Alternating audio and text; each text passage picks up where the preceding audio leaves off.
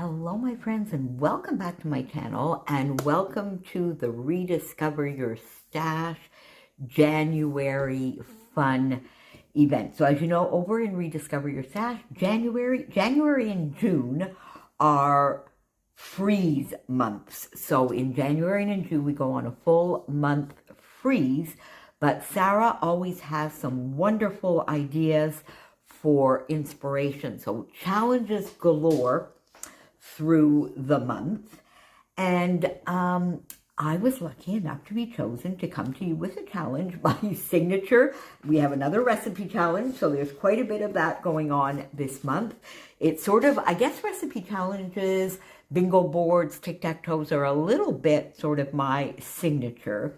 So I'm here for the Rediscover Your Stash. My challenge is going to be a recipe challenge.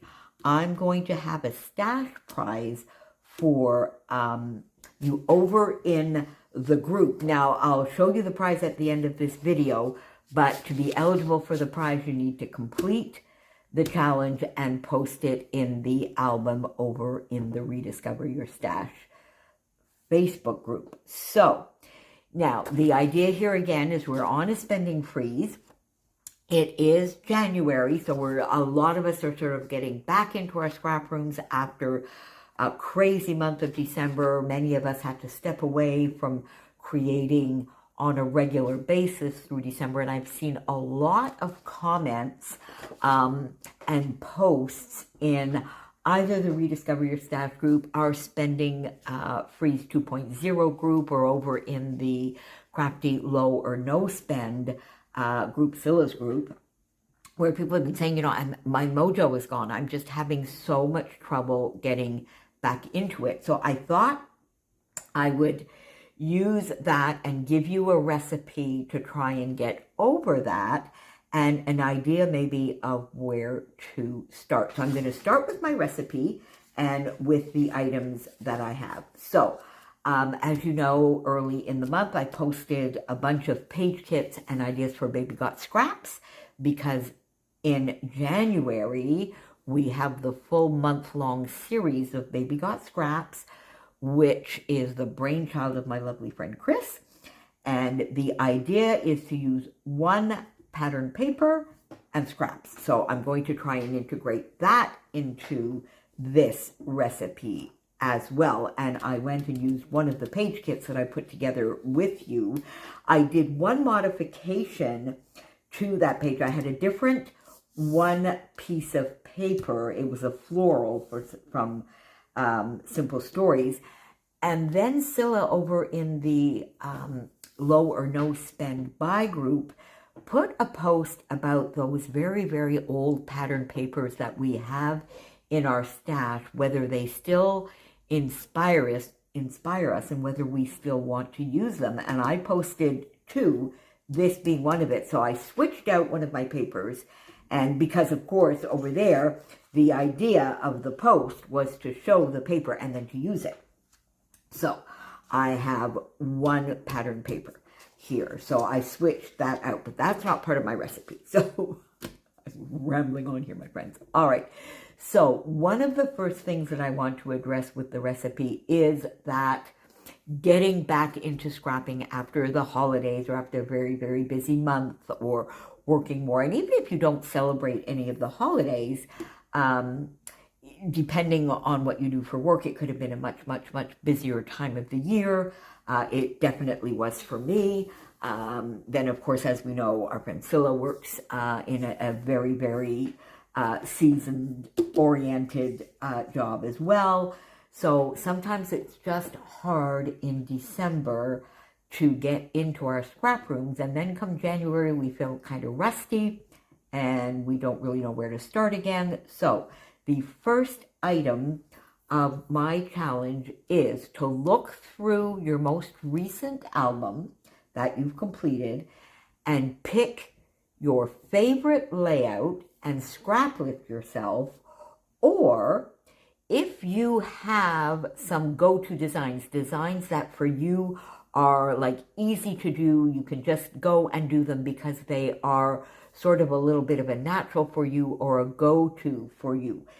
In my case, if you follow me, you know that sort of the 1/3, 2/3 design, the half and half design, or a good diagonal designs are go-tos for me that I can do without too much effort, too much thinking. They are designs that I like to repeat and repeat often. So I am going to go with the diagonal design. So I have this background paper. I have these 2 large scraps because, of course, the next item on the recipe is to use scraps or mini paper pads. So those 6x6 sheets, 6x8 sheets that are lying around, or your scraps because you're already doing Baby Got Scraps.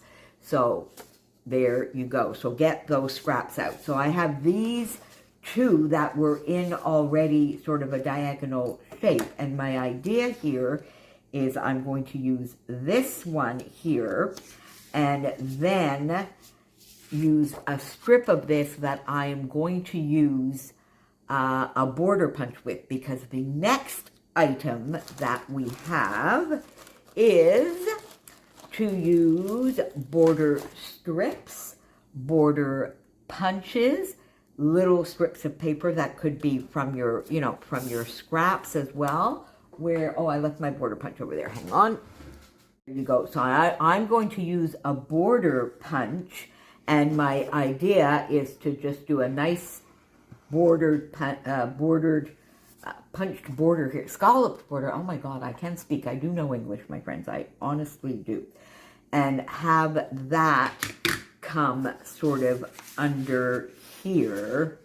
There we go, all the way down. I love, love, love doing this kind of diagonal design. And this is not quite half and half.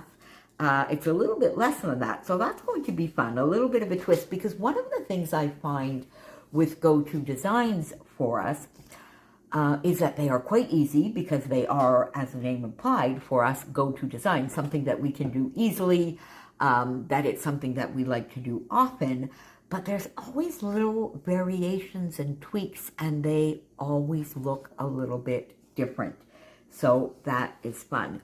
So as I said, so my third item, border punches, border strips, thin strips of paper that you have from your scraps. So there we go.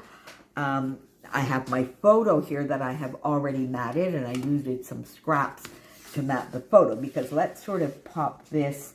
Now, the border is not punched, of course. The scallop punch is not done, but it's going to look something like that. Punched. And then I'm going to have my photo, which is this lovely photo of Jack. And the story behind this is, my friends, this was the 29th of November. We've had a very, very odd year. We had some very, very unseasonably warm temperatures in November.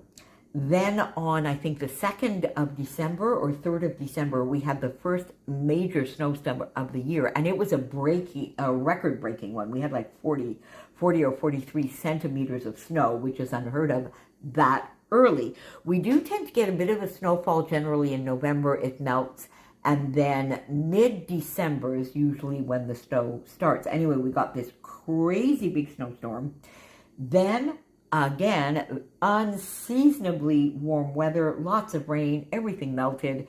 And we, as of recording this intro part, we still don't have snow. And we are today, I think we're somewhere around the 5th, 6th of January, 4th, something like that. Still don't have snow.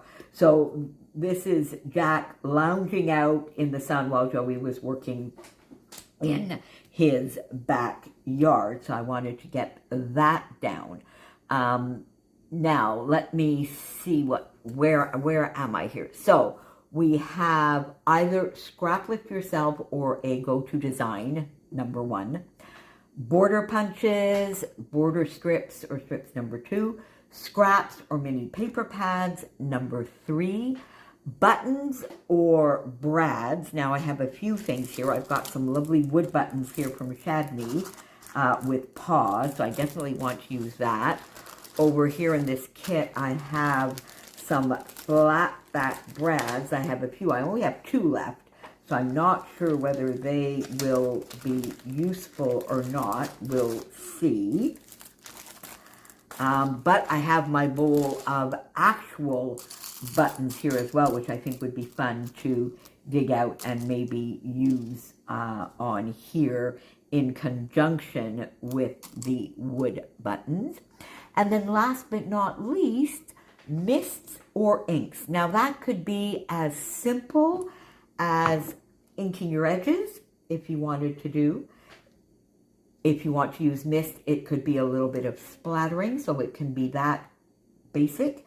You could use a more of a tone-on-tone or even a white or cream background and do a little bit of stenciling with inks behind it. If you want to go a little bit more, you could do some packaging technique. So just get either some ink or some mist out of your cart or your stamps and get it on a page in any way that suits you.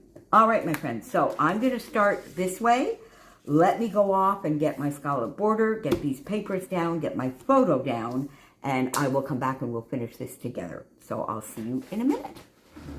My friends, I went off to get the papers down and get the basic design done, and I guess I just got carried away with myself. So here we are with the completed layout, and a fairly simple layout at that, because to me, once you've got the basic design, and that's what we were talking about at the beginning of the recipe, is sometimes when your mojo goes missing a little bit, you're not quite sure where to start, you feel a little bit rusty because you haven't been in your craft space for a little while.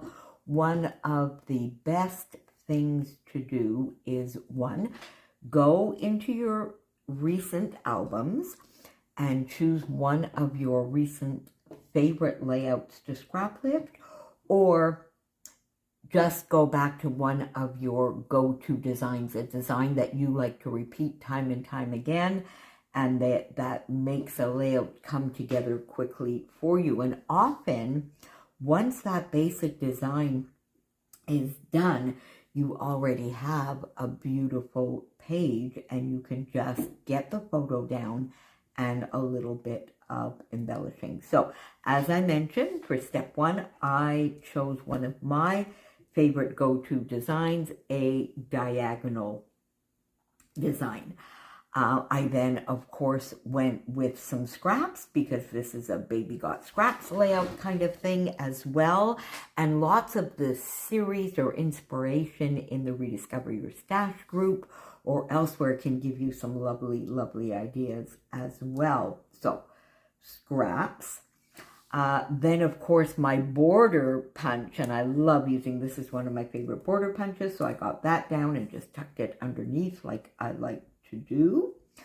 Then brads or buttons, and I got a couple of wood buttons out, but then also went for the older standby regular buttons from my stash.